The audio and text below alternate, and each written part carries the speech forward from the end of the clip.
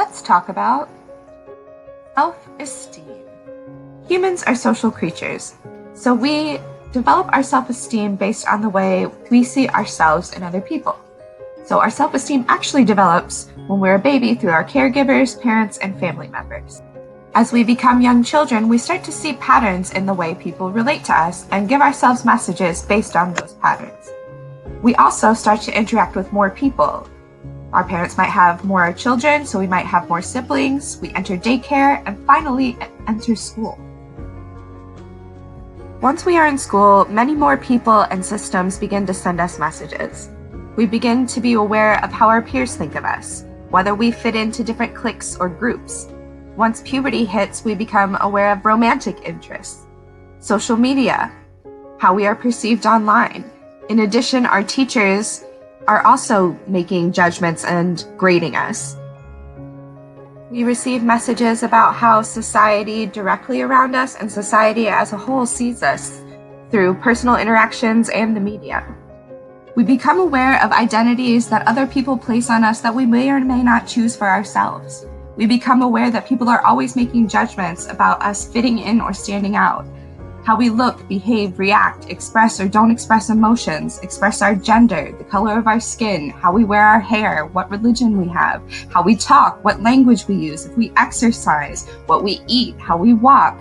All of these things that were once second nature now become somehow messages we didn't know we were sending, and that can feel exhausting. If a lot of the messages we receive are negative and critical, we start to believe those.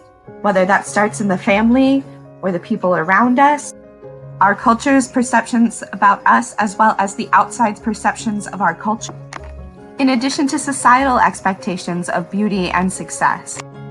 If these negative messages are not balanced out with positive messages, they become the automatic code with which we see ourselves.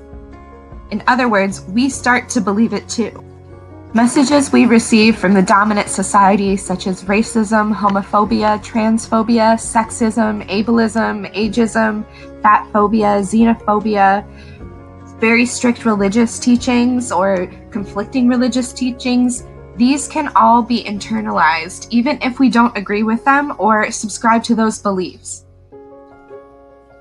Systemic violence and control works in the same way as personal violence and control, in that it aims to demoralize and tear down the self-esteem of the person being oppressed. So what do we do with that information? First, think about, where is this thought coming from? Is it coming from you or something outside of you? And if it's outside of you, is that a source that you trust? Then be honest with yourself. Would you say this to a friend? And if not, why would you say something to yourself that you wouldn't say to someone else? Now comes the hard part. So take a negative thought and then think, what would I rather think about myself? Another way to say it is, how can I see this another way?